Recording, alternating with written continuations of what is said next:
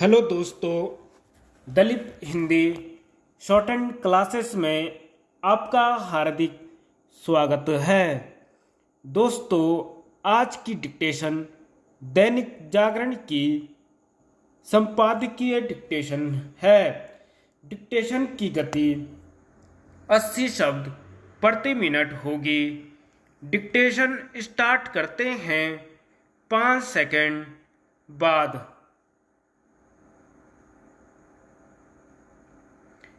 नए कानून मंत्री किरण रिजिजू की जगह अर्जुन राम मेघवाल का कानून मंत्री बनना न केवल अप्रत्याशित है बल्कि कई प्रश्न खड़े करने वाला भी है।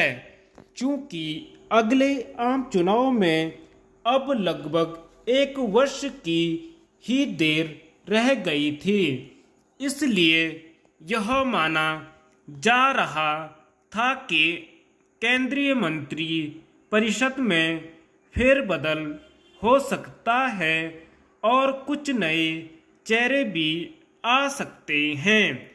इस आशय की चर्चा भी लगातार हो रही थी, लेकिन ऐसा कुछ होने के बजाय अचानक यह समाचार सामने आया कि कानून मंत्री किरण रिजिजू अब पृथ्वी विज्ञान मंत्रालय संभालेंगे और उनके स्थान पर अर्जुन राम मेघवाल कानून मंत्री के दायित्व का निर्वहन करेंगे।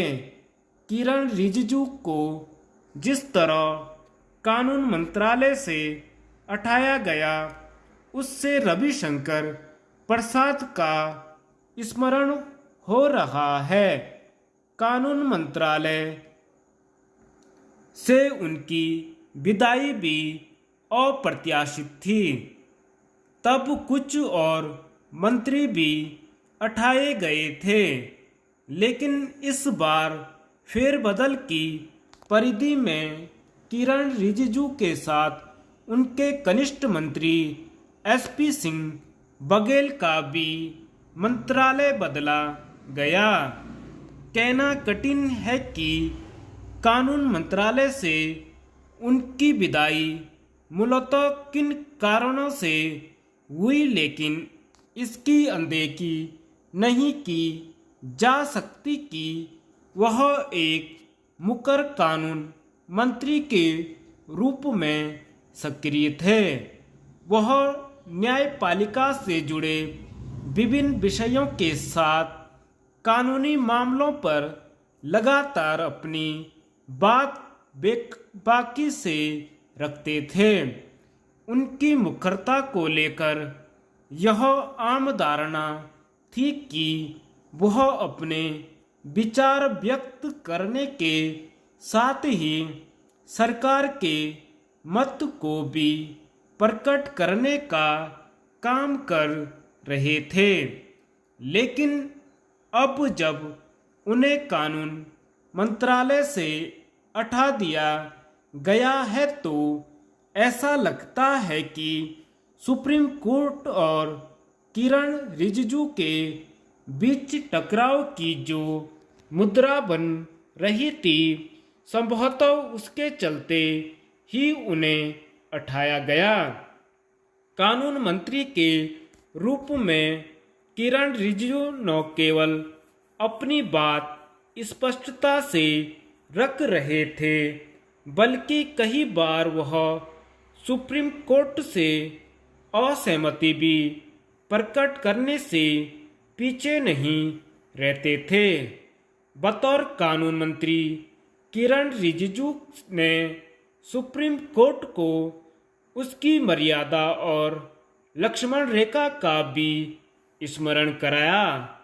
यही काम उपराष्ट्रपति जगदीप धनखड़ भी करने में लगे हुए थे। उन्होंने तो कहीं अधिक तीखे बयान दिए।